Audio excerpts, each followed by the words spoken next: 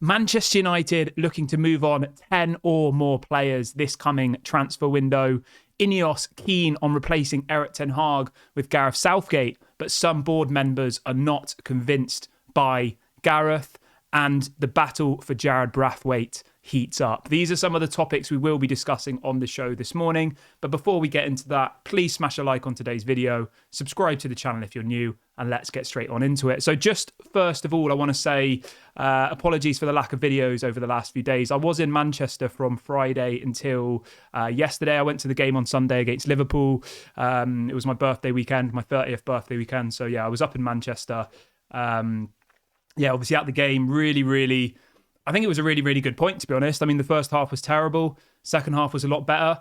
And I wanted to bring a couple of things from the stadium to this channel, because I appreciate that some people maybe don't have the opportunity to go to games. Some people don't really gauge what the feeling is like in the stadium. But throughout the second half, there was most of the crowd chanting Erik ten Hag's name. At the end of the game, he was applauded off the pitch. And the reason I want to bring this in is there's so much noise on the internet about, you know, the fan base turning on Erik ten Hag and all the rest of it. And I actually think that from going to that game on Sunday, a game where we didn't really play that well. I know we got a draw in the end, but it wasn't like it was a 5-0 victory against Liverpool.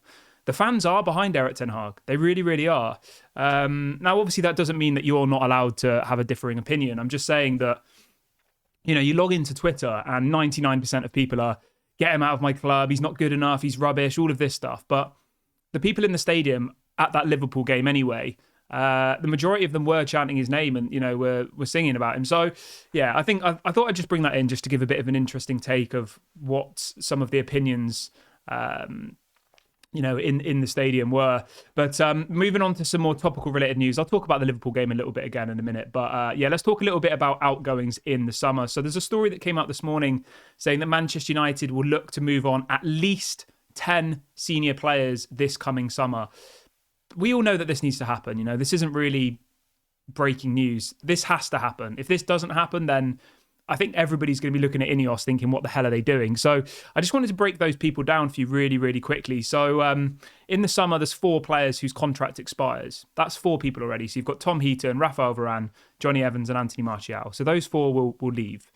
Their contracts expire in June. So literally in 2 months, they'll be free agents and they'll leave the club. Then other players, Donny van de Beek, Brandon Williams, Mason Greenwood, Jadon Sancho, Casemiro's most likely going to go to Saudi, Eriksen, Lindelof. I think Hannibal Mejbri will probably go.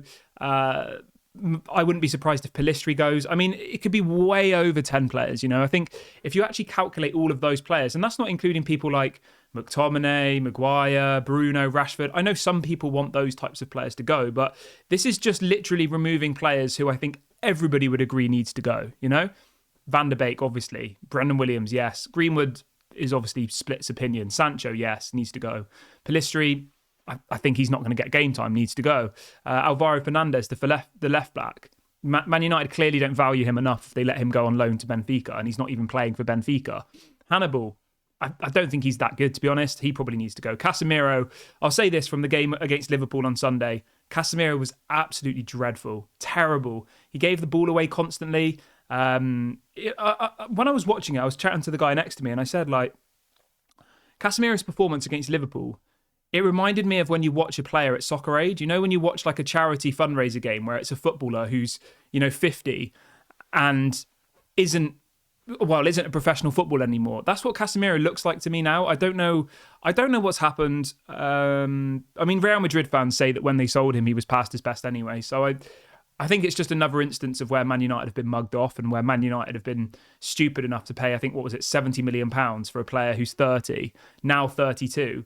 And we're clearly seeing why Real Madrid let him go, because he's not good enough to run a midfield in the Premier League. I'm sorry. You've got an 18-year-old next to him in Kobe Mainoo who is doing incredibly but is struggling because of the lack of midfield. You know, Kobe Mainoo, in my opinion, needs to be pushed further up the pitch, because we saw on Sunday, and we've seen in lots of games, that him going forward, his attacking play, I think, is elite.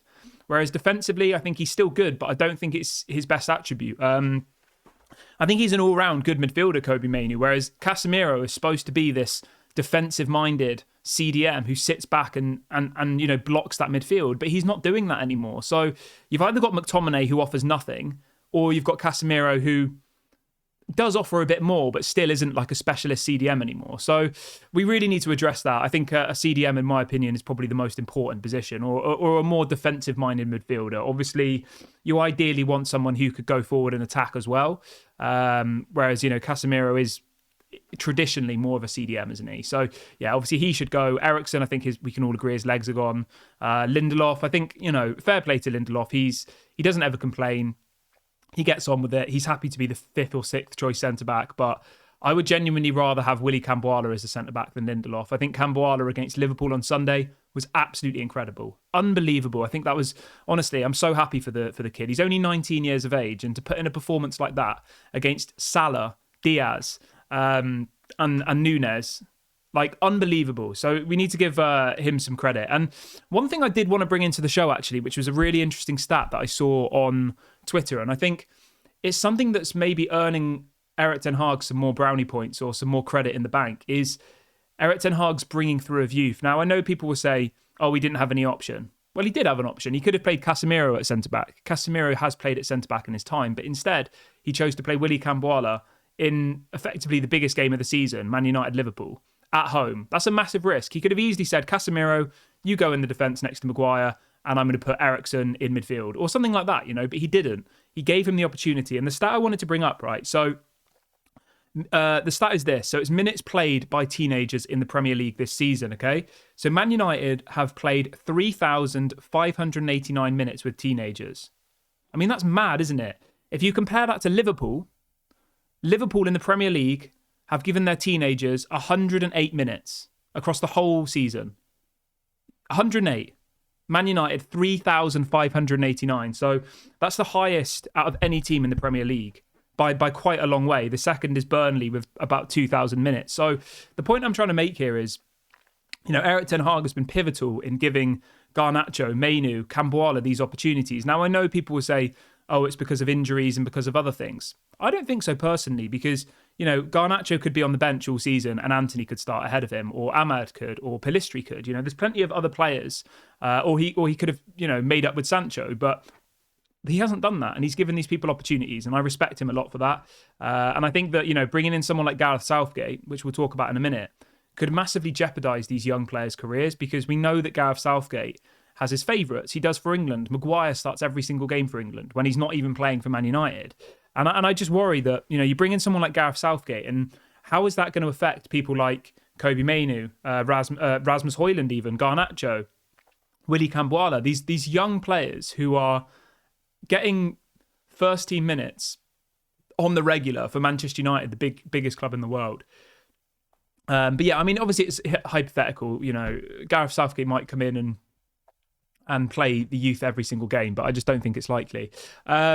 So yeah, let's talk about the manager's situation really, really quickly. So the headline this morning is that Gareth Southgate is not liked by some within Manchester United as INEOS continue to assess potential new manager targets. So the three names that we need to keep an eye on at the moment is obviously Gareth Southgate, Graham Potter, and De Zerbi. I was having a conversation with my friend actually yesterday, and now this is just an opinion, okay? But is there a world where Gareth Southgate becomes the manager and Graham Potter becomes the assistant? Now, I don't want that to happen, but maybe that's a possibility. Maybe that's what INEOS are looking at, because the things you have to remember here is, right, Gareth Southgate's contract expires after the Euros. So Gareth Southgate will be a free agent, a free manager, whatever you want to call it, in the summer. Graham Potter's obviously available, will cost no money to bring in because he's not currently with a club, right? And the thing that you have to also consider is that Graham Potter has just rejected the chance to become the Ajax manager. Ajax were apparently in talks with him, and Graham Potter said no. So Graham Potter must think that there's something better around the corner, some other opportunity. Now, I don't know.